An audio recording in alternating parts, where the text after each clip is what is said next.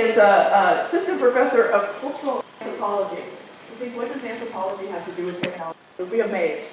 Some of you know him from his 2007 video, but more importantly, I think, is his interest in what's happening in the world. His original field work was Papua New Guinea. He won a U.S. Professor of the Year award, which I understand is a pretty distinct award. He's produced many, many videos on culture, technology, education, and information. He's also learning how to do handstands. And he's a bicyclist. He has no car. So very eclectic background, but very interesting person. He talks about, or he's talking today to us about the end of wonder and the age of whatever. Thinking about the intersection between media and the impact on relationships and connections. I give you Michael. Thanks. The basic idea is of the end of wonder and the age of whatever is that we live in this age of whatever, which is this age of infinite possibility. It seems like anything can happen, can do almost anything. But there's kind of this two sides of this. And the best way I can think to describe these two sides is actually to tell you a little story about these dinosaurs, these little plastic dinosaurs that had started attacking this home in Kansas City. What it was this couple had some kids, and they thought, you know, we should like entertain our children by getting out their plastic dinosaurs and have them wreak havoc in the middle of the night. And the kids wake up every morning to find what the dinosaurs had done, and so the dinosaurs would like get into the food and just like destroy things around the house. And then this went viral. It made its way to the Today Show, and this is like a few years ago. So then everybody decided, well, we should do Dinovember. And so every November, people get on Instagram and they hashtag everything Dinovember. And all over the world now, children entertain dinosaurs throughout November as they do crazy things around the house like this. And they asked Reef and Susan Tuma like why they started this, why they do this, and why? Because in the age of iPads and Netflix, we don't want our kids to lose their sense of wonder and imagination. In a time when the answers to all the world's questions are away, we want our kids to experience a little mystery. All it takes is some time and energy, activity, and a few plastic dinosaurs. And see the word wonder there, and this really is the difference in the age of whatever.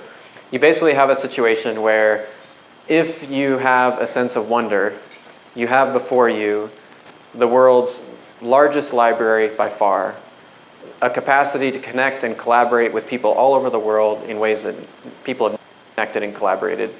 You have what Seymour Papert calls the knowledge, the world's greatest knowledge machine at your fingertips and in your pockets.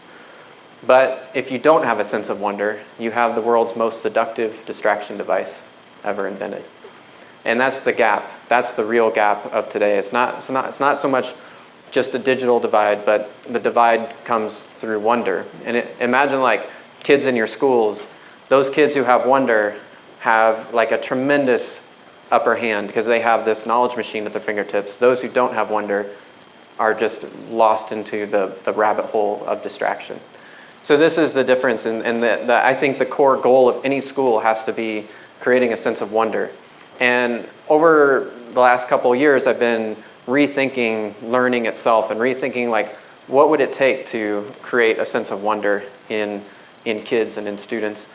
And so today I'm just going to kind of offer sort of a meditation on what that would look like, and then hope that you guys can go out and enable your schools to create the kinds of things that we need to enable wonder. So we know from research going back about 50 years what this journey to wonder looks like. Basically, when kids start school, they see the world in terms of black and white, and that there are these answers in the world. There's lots of answers, and their job is to learn as many answers as possible and then repeat those answers on exams.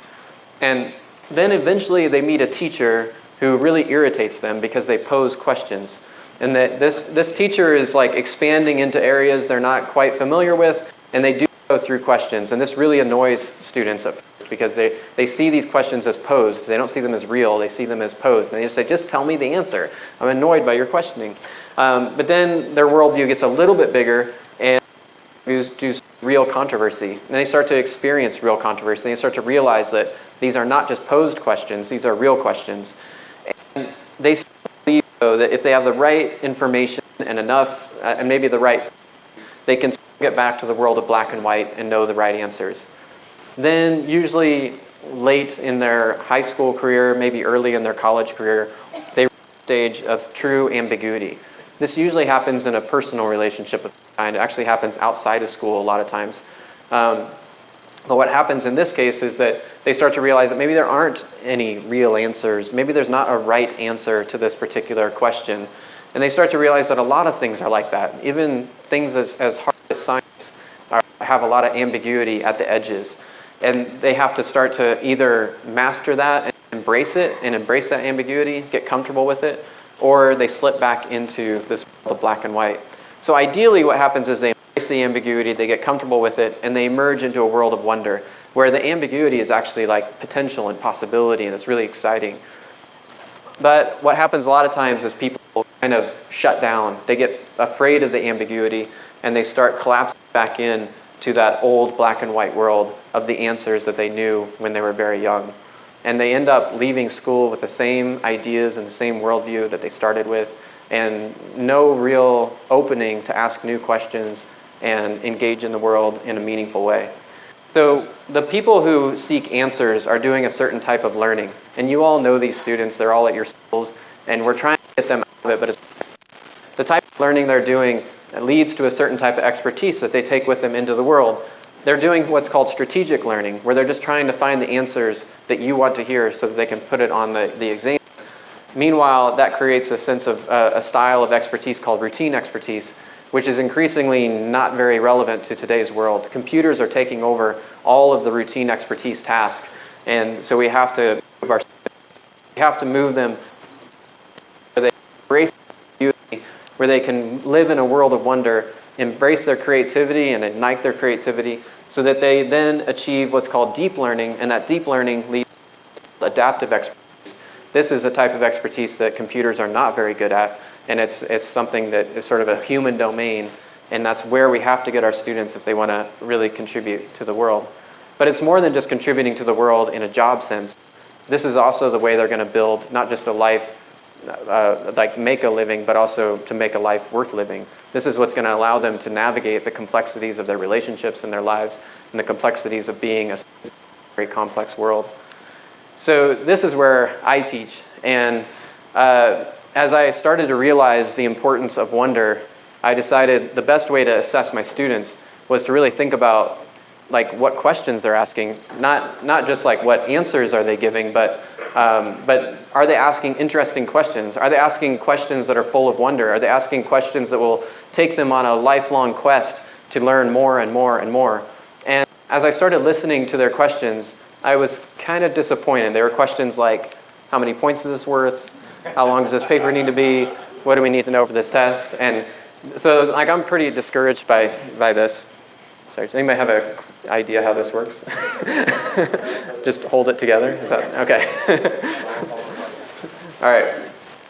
And so I was kind of discouraged by this, and so then I over the last several years, I've been working on trying to figure out what learning is all about and where wonder comes from. And I did this in 3 ways, and I'm going to share those ways with you. And if you want to get in touch with where wonder comes from, my talk will get you part of the way, but really what you need to do is these 3 things that I've done. One of them is I kind of went back and thought about the times that I've been most in a state of wonder, and I kind of tried to analyze like what were the conditions of that, and like what was the situation. So I'll tell you about that. Secondly, try to learn something that's really hard for you. Put yourself out on the line and really try something hard. Learn a new language. I'm trying to learn handstands. Trying to learn how to draw and animate. These are things that are really hard for me. So those are, that sort of puts you back in touch with learning. And the other thing is just to actually talk to others about how they learn as well. So I want to start with my own journey of like, and remembering like the moment that I was most in wonder. And that happened when I first did my fieldwork in New Guinea. So I'm going to take you into New Guinea to give you a sense. Flying into New Guinea, you land in the capital city. This is the first picture I ever took, capital city. I'm from Nebraska, so like palm trees are a really big deal. So I snapped a picture of a palm tree, and then I front door. And I was just really excited to meet people halfway around the world. Being from a small town in Nebraska, this is as far away as I'd ever been by a long shot. And I was just really excited to see what people were like halfway around the world. And I'd been kind of ignited by questions by my own teachers back at Kansas State, who had ignited me with all kinds of questions about what it is to be human. And so this is my chance to discover what it is to be human by like meeting people who are so different from me. So I put on my backpack and I go out the front door. I'm really excited to meet people. And the first two guys I meet, they're walking toward me and they say, "Hey, money," which in New Guinea, money is like, they speak pidgin English. So like that could mean good morning, or it might mean give me your money. And I'm actually pretty sure they're saying good morning because, you know, I just figure that's what they're saying. So I said, "Good morning, morning." And they say, "No, God, morning, morning." They start tapping their pockets. And I think I'd kind of known this might happen, so I was prepared. And my preparations had told me that I should just try to be funny and sneak on past. And so I pretended that they were teaching me a greeting, and I said, "Morning, morning," and I tapped my pockets back to them, which they didn't think that was funny. And the one guy, just as I come up to them, then the one guy steps in front of me, and he pulls his jacket back, and he's in his jacket, he's got this like 2-foot machete, and he pulls this out. And as he's pulling it out, I turn my back so that if he hits me, he'll just hit my backpack. And I run, and I get around this corner, and fortunately, around the corner are all these people that I hoped that I would meet, very nice folks who chased these guys off, and I walked straight to the airport. And I'm like ready to go home. You know, I don't know what I'm going to do. And I'm looking up at the board of departures, and the first departure is to Brisbane, which it's great because that's like kind of partway home. And Brisbane is a nice modern city with surfing. You know, I'll just go learn to surf for the summer or something like that. But then underneath Brisbane were all these little towns in New Guinea, little villages. And I thought about those questions that had brought me halfway around the world, and I realized that those questions were not going to be answered in Brisbane. They were going to be answered somewhere down that list. And so I got on a plane to the middle of the island and found myself like getting on smaller plane after smaller plane, chasing these questions. And that's when I started to realize the power of questions. Like this is element one of wonder for me, is like you have to have great questions that will just take you farther than you thought you could go. So here I am flying into the middle of the island, and when you land in the middle of the island, there's no electricity, no running water, no internet access, your money's no good, there's no hotel to check in, no food to buy. You're completely dependent on the people of the village. So when I land, this is my greeting, and then the plane comes once every like 6 weeks or so, so the plane leaves, I'm back here again, and this is where the questions just keep me going, and I actually like just decide, you know what, I'm just going to keep going. I'm going to see how different things can be. And so I just put on my backpack and I started walking. And I walked through the mountains and through past villages like this. And I ran into this guy, and some years later I was at a zoo, and I read that apparently one kick with a sharp inner toe can disembowel a predator or even a human. but I didn't know that, so I got the close-up. And and then I walk past this village, and this is actually going to be the village where I spend most of my time. I live there off and on for the next 8 years as I do my dissertation. And this, just to give you a quick look at this is a house where I lived in at first. These are some of my brothers over here. This is my father who adopted me. So he grows taro, sweet potato, bananas. This is his garden here. They raise pigs. So this is like a big feast here, really great stuff. They also harvest spiders and spider eggs. So after a big rain, the spider webs like droop down from the forest, and they can just like peel down the spiders and the spider eggs. Snakes are a good deal. Like it's like a 2-for-1 thing. It's like they get really lazy when they eat, and so they just lay around, and you can grab them pretty easily, and then you can cut them open, and you get the appetizer. And this is a like how to live in the forest 101. This is just, and this is our house. My brother and my dad over here, my mom over here. These are actually my legs. This is my sleeping bag. And I used to be in this house, you know, when I first got there, my sleeping bag, I used to think of it as America. It was like an escape. And so every night I'd like have to wipe bugs off of me, and then I would just wrap myself up in that sleeping bag, up over my head and everything, just be completely sealed up. But it's the tropics, so it gets hot, and then in the middle of the night, like the sleeping bag would come off me, and I have to wipe the bugs off, or I have like literally have cockroaches in my ear I'd have to like peel out. Pretty awesome. And then this night, like after we ate the snake, so we have this big snake feast, and then I'm looking around the hut, and there's that was found like 100 feet away, and there's holes everywhere in the hut. And so I'm thinking, gosh, like a snake like that could just crawl right in. So I wrap myself up extra tight, but it comes off me again in the middle of the night. And that night I wake up and I can feel this thing just like laying across my chest. It's like this around or so. And I managed to throw it off of me, but as I threw it, I rolled with it. So I know I'm wrapped up with it somehow. So I managed to pin it down with my left hand. And then I try to free my right arm so I can pin it down with two hands. And I've actually pinned down my own right arm like this.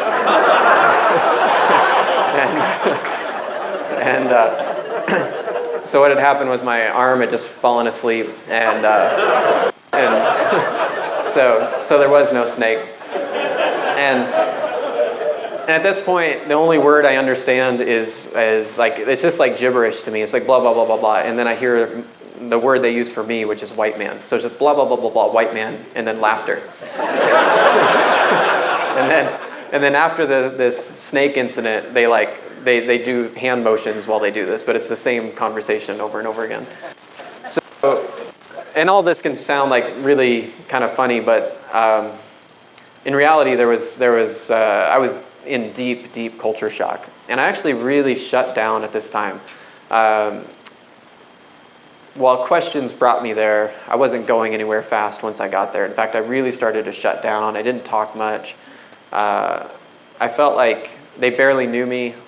And in fact, I felt totally unknown. I felt like I started to realize that who I was not just something inside me, but it's actually reflected back to you by the people around you. And if you're suddenly around a bunch of people who don't know who you are or what you're doing, you start asking those same questions. And I was so fragile, my identity was so fragile that I could not talk or take chances because I was afraid when I screwed up with the language, they would just see me as that idiot who can't talk, you know. So to protect myself, I just didn't do anything. I didn't say anything. I was just like, I was basically just counting the days to go home, like thinking about when's that plane coming again and counting the days. And then I was walking along this ridge one day, and my brothers were behind me, and as I'm walking, like I just start to feel so sad.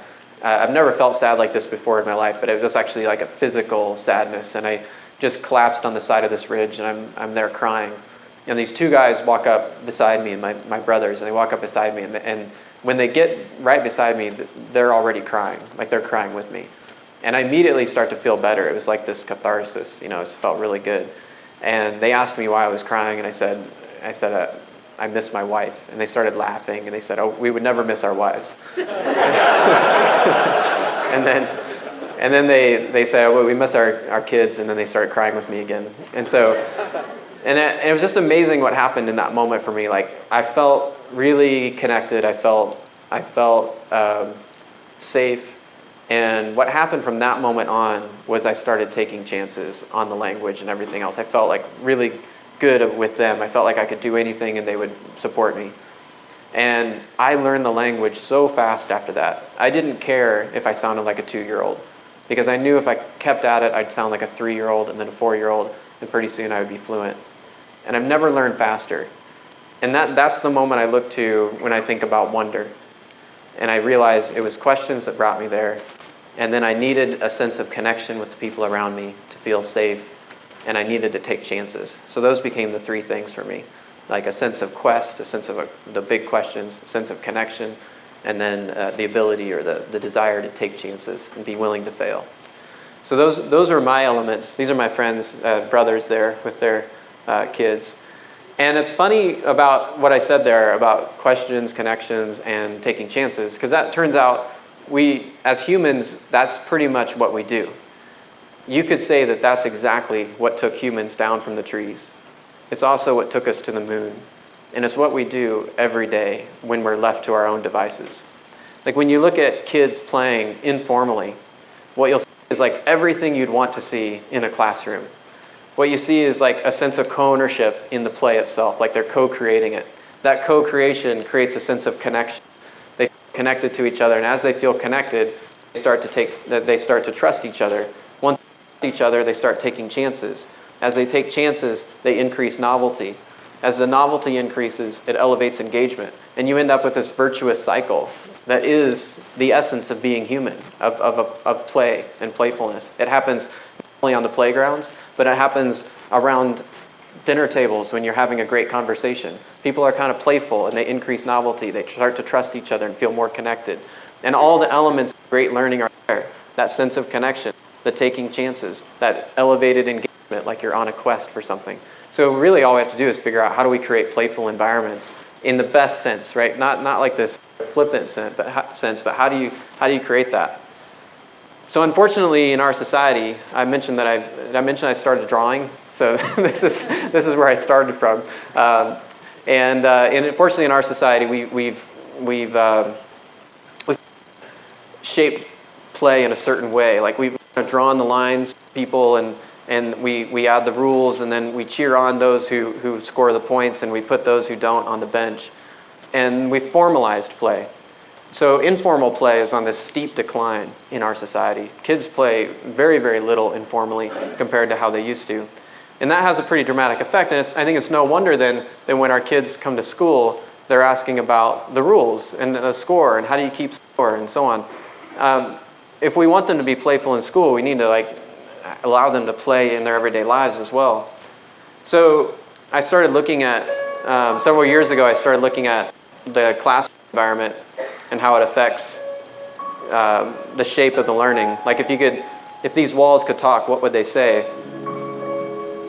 Or if you think about what students are actually doing, then what are they actually learning? Like if students learn what they do, what are they learning when they're sitting here? And no matter what you say at the front of the room, they're learning that the information is at the front of the room, that it's up there with the authority, and they should follow along. So in this video, what we did is I just invited all my class, it's about 200 students, onto a Google Doc, and I just asked them what it's like being a student today. And they started adding all these ideas about what they'd want to see in the world, about what it's like being a student today. You see a lot of blank spots there. Those are places where we had a survey to get the actual statistic that we were after. And of course, this is a large state university, so it's got problems that maybe you don't have at your school. But you see the elements of that what's not there, right? That sense of quest, they find irrelevance. They don't have a sense of connection.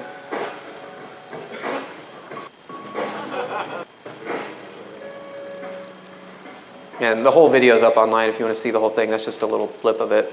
And of course, we're also managing this whole show through extrinsic motivations like grades, which have a effect mainly of categorizing kids on a very narrow spectrum. Grades are so limited in their actual descriptive properties in terms of how they're describing somebody. And what happens is, in the real world, is that the A's tend to get really complacent. They don't try very hard because they're well matched to school, and the environment doesn't stretch them very much. The B's were the A's and kind of feel bad or not, but the D's and the F's really lose people. They just feel totally disenfranchised. No matter what gifts they may have, if they don't match something in school that can be valued in school, themselves feel valued. So, as I said, the ways that I started to think about how to change this system and bring wonder into the system was first to get in touch with my own, and I found quest, connection, and change to be really key. but then also to like actually practice those things and like try things. And so I started drawing. And the other thing I started doing is I started talking to people, and mainly I started talking to my own students, not my students now, but alumni. So I took students who are out there in the world like 10 years out. And you know, I've taught 8,000 students now. I teach these huge classes at Kansas State. I've had 8,000 students. 3 of them have become anthropologists. Okay, so like I'm not teaching future anthropologists. So I'm wondering like what matters about my class. So I called up this computer programmer who was in my class, and I asked him like, what mattered to you about this class? And this led me to do my first animation. So this drawing's still pretty primitive here, but this is him. When he was a student, he was like amazing as a student. He was a good student. He was an A student, very bookish though, and it was kind of like life was passing him by. And he read so much because he was looking for something, like he was really struggling to find his way. So in my class, we talk about this hero journey that in cultures all over the world, there's these stories about a call to adventure, a road of trials that leads to the hero transforming themselves. And in the class was this girl who had really been through this road of trials, and she had become transformed. And they were like a perfect match. They fell in love. They even raised a kid together. And then I thought this was going to be like happily ever after, but then several years later, he wrote me.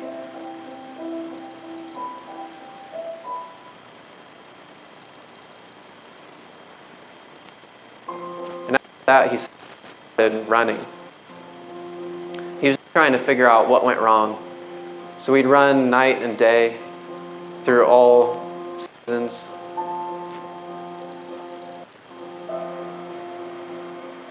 He'd run about 10, 20 miles a day just trying to figure things out. He usually ran barefoot to feel the earth, no matter what the weather.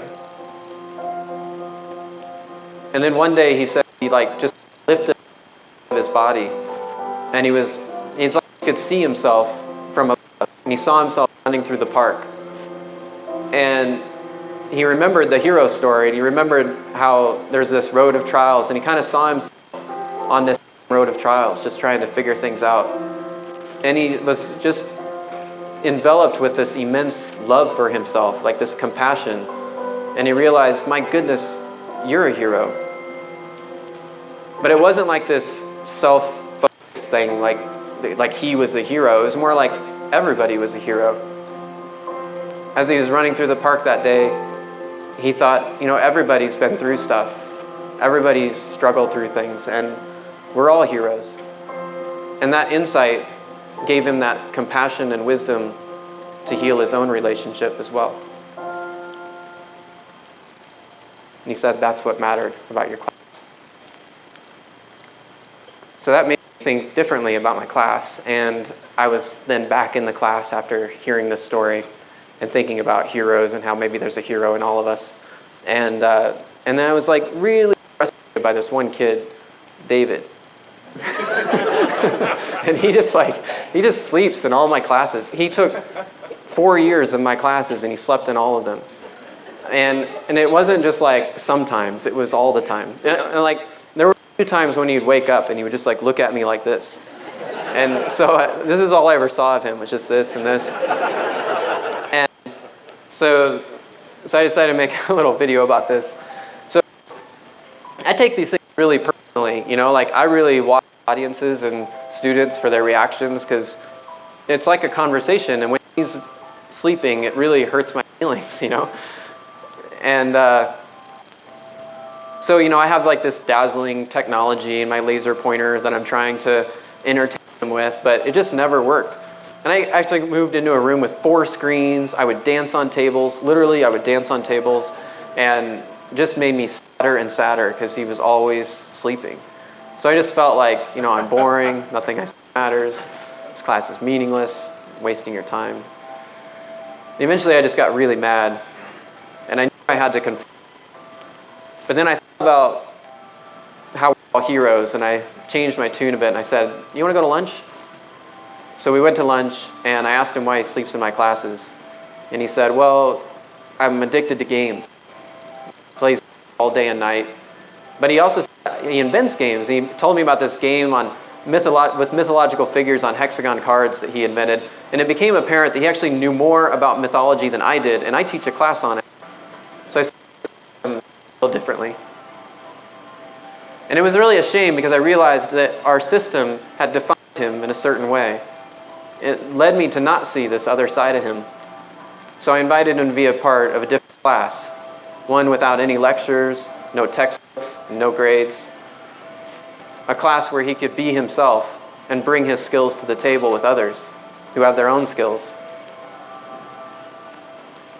And the amazing thing is he had come to in this certain way, but the beauty of it is when you cut him loose, he worked all day and night creating this amazing video game. And I started to see him and other sleepers a lot differently. And what he created was actually a video game about Alzheimer's and living with Alzheimer's. It's a very creative and interesting thing that came out of this other project that relates to like this wonder that I'm trying to achieve with my students. And that is that I realized that I couldn't take my students to New Guinea and have them have that experience I did, like led by questions, having a sense of connection, taking chances. I knew they couldn't sit in the same houses that I did. So I decided another very different culture, and that was this retirement community up the hill from us. It's not too far off campus. The average age is about 58. And I asked my students to actually move in. And the retirement community agreed, and they actually give us rooms, and the students actually move in for the whole semester. And they live there, they take their meals there, it's their place to live. So this is what it looks like. You're living in a retirement home as a 20-year-old. Like, it's not, you don't just get to walk into a different culture and experience something. You just go to New Guinea and do that, but we found a way to do it in a culture that's right with us. In other classes, I sit next to people that I have no idea who their names are, and I just like we get in awkward groups for something, and it's like, oh, what do you have for this? And it's just, this class is like, it's a family. Like, we are so tight, and it's good that we live right next to each other, because we're always in each other's rooms, and we text about everything. There's always, like someone will find something new, and we'll collaborate with someone else, and we get to read all these notes about people that are experiencing something different than you are. And it's super cool, because you can see it all come together right before your eyes. And you can see everyone like changing because of it. And the relationships in this class get so deep and powerful between the residents and the students. Just to give you a quick glimpse of what this is just the students are living there right now. And this is Kay, who loves to party. So she went with us down to the bars one night. This next video is from 1 a.m. down at the bars.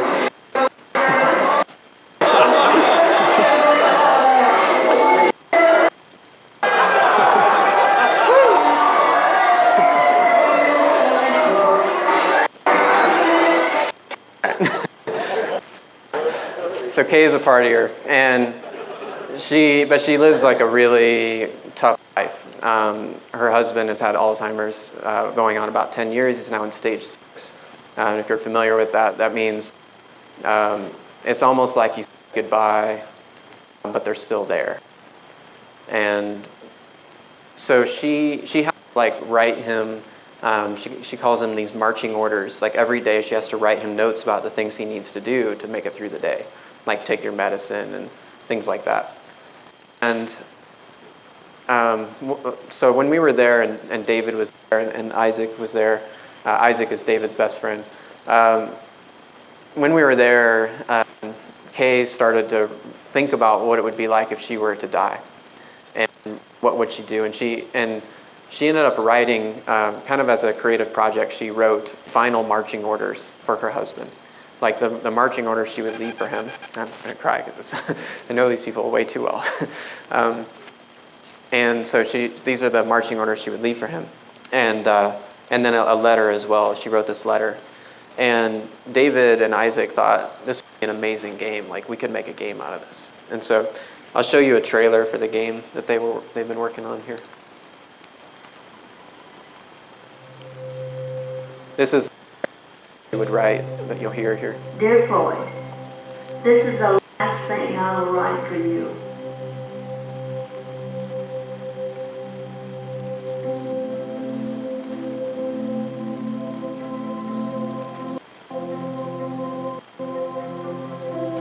We had our secluded spot. It was a tree by the creek. There was a notch in it where we should lead little hikers and perky poems. Forgot to pay the bills again. That's why we lost the farm.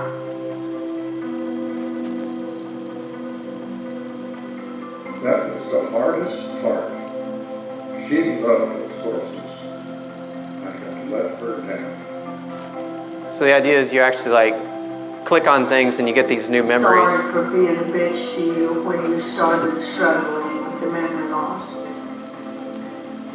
So all these memories come back to you as you pick things a up. box of memories, so you can sometimes recapture the joy that they brought to us.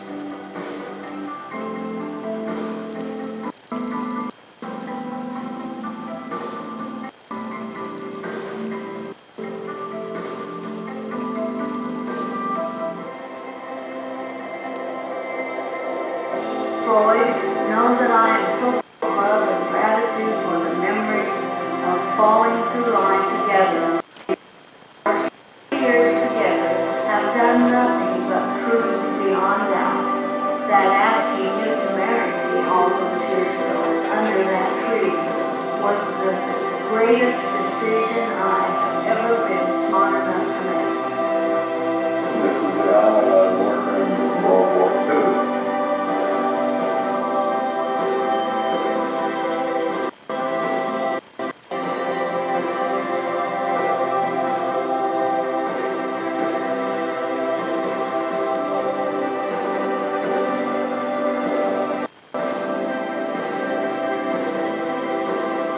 Every time you make someone laugh, I'll be laughing too. Every time you forget something, forgive yourself for me. Life is an ocean, love is a boat. In troubled water, it keeps us afloat. Keep sailing. Love, Della. So that was David's project. It's pretty amazing stuff. And I wanted to share with you one other project before moving on, and that was another couple of students were just collected over 100 hours of material while they're at the retirement community and felt like they had lived a lifetime by the end of it. So they decided to sort of celebrate this lifetime by kind of living, like actually trying to live and nurture a sense of empathy for the lives that were being shared with them. That's what this next project is about. I was born November the 12th, 1931. No, I was born in 1934. I was born in 1923. I was born in 24. Mother had all us children at home. Doctor came out and delivered us. We were all born at home. No, I was born and raised on a farm. Middle of the road, right? Dad always kept it up. That was very expensive time of my life. I'm just speeding up here. This is a 9-minute video, but you get the idea that they're just like acting out the lives that they were hearing about, going to war and the heartache of going to war, coming back, raising a family together, having a career, and then retiring, and then ultimately ill health and a fall perhaps leads them back to the retirement community. When you're a caregiver for a long time, it runs you down. We went to sleep that night and never did wake up. And he died the last part of January. He just died in his sleep, basically. And he just looked like he always did. You can't get it back. That was hard. But really, really missed it. Boy, I miss him. It just hit me that way. He wasn't here. To live in this world, You must be able to do three things. to love what is mortal,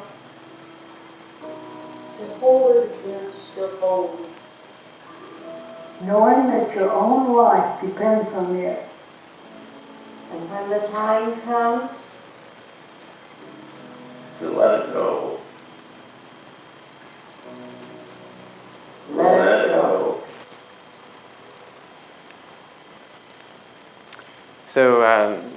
So these things were sort of representative to me of like this type of exhibitions of great senses of wonder and wonder in action. And I started thinking about how to create that and how to I don't know, how to bring that about in more students more often. And so I started talking not only to alumni but also to current students and trying to think about the things they were going through. So over the last 2 years, I've tend to take almost all my lunches with a student. And the rules of the conversation are no small talk. And so we sit down and we immediately just get into like really heavy stuff. And I hear about their lives. And I think the amazing thing, the most upfront thing you can say, the most obvious thing you can say is that this world to them is not about knowledge and creation. It's a social space. And for them, social space is fraught with tension and to some extent.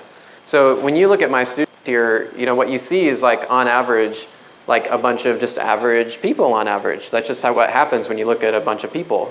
It's like on average, you see a bunch of people on average. I was struck when I then like saw them through a series of Instagram posts, you know, like as I got to be friends with them and now I'm on Instagram with them or even Snapchat or anything like that. And I'm like, my goodness, all my students are amazing. They're all beautiful. They're all so gorgeous.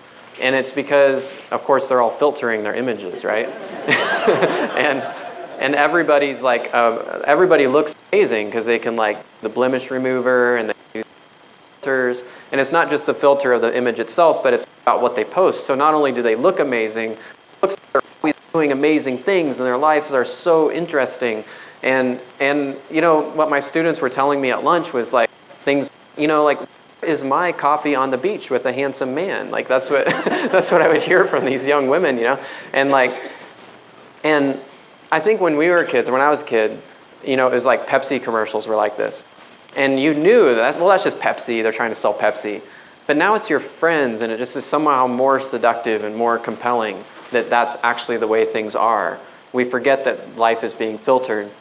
And this is sometimes tragically so. So, for example, Madison Holleran, a track athlete in Pennsylvania, she was a track star in college, and she herself had, you know, a lively Instagram, and she took one last picture, which is this one up here, before just 1 hour later jumping off a parking garage and committing suicide. And when they asked her friends what was going on, she said she and Ashley Montgomery, a friend and track teammate, followed a group of Penn upperclassmen on Instagram. They went through each other. What colleges be like? This is what we want our life to be like. She always felt like she was somehow missing out, like she wasn't having the great college life that she was supposed to have.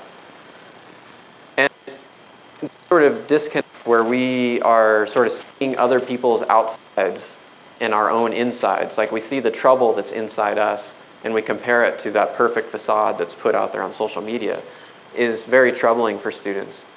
And there's more to that. I mean, I'll just point out a few obvious things about growing up today.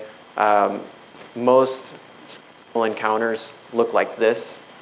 Most sex ed happens here. And there's recent evidence of this actually like creating a sense of numbness to the world. Like it's such like there's a lot of dopamine running through your mind in a situation like this. And if you're doing it a lot, then suddenly the real world starts to lose its color. And you see that like on apps, Yik Yak, where students report saying things like, I might have actually turned all my feels off. I don't really feel much anymore. Or one of my students mentioned that I feel like I always have to be happy. I have no place to express myself when I have a problem. I don't want people to think I have issues. So this need to like make public this perfect facade makes it difficult to find a place where you can actually reveal who you really are.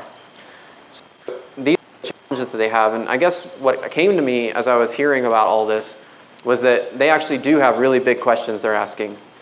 They're not just wondering what's going to be on the test and, how do we keep score and all that. They're wondering things like, who am I? What am I going to do? Am I going to make it? These were the big questions they're asking. And just to flesh that out a little bit, for example, there's one girl who described to me when she was 8 years old, she was in the back seat of her car and her parents were in the front, her 6-year-old brother's on the side. And her mom's doing flashcards to her. And these are math flashcards, and her brother is getting them before she is. Her 6-year-old brother is beating her on these math flashcards. And she decided that day, she remembers it very clearly, she decided she just wasn't smart. And she locked into that identity, and she kept it all the way through high school. And she just played the role of this sort of cute, happy girl who isn't smart. And by the time she got to college, she said to me, Dr. Wesch, I've been faking it so long, I don't even know who I am anymore. Or there was another student who was like her very troubled family in which her dad had left early on, and then her mom would go out partying a lot at night and sometimes wouldn't come home. And one day just stopped coming home altogether. So there she is, like all alone in the house. Eventually she couldn't pay the bills. She got a foreclosure notice. And she'd been acting out in school, so she gets the foreclosure notice and she's really upset. She goes to school and of course she's acting out again. And the English teacher takes her out in the hall and starts yelling at her. And she says, the student says, I just starts crying and she says, I don't want to go on. And the English teacher heard the rest of her story and actually took her home with her that night. And she lived with that English teacher ever since. And she's sitting in my class as an accounting major, but she hates accounting. And she's an accounting major because it's safe. It's like, I'm going to get a job and I'm not going to be homeless again. And she's wondering what she's going to do. Like, can she really hack it? Can she really be an accountant? So then finally, she's wondering what she's going to do. The last one I'll tell is about somebody who is wondering if she's going to make it. And she's not the person you would think would be troubled. She's up for the biggest scholarships in the nation. She's your perfect student. She's amazing. She's very involved across campus, always seems happy. And she hands me a note at the end of the class one day that says,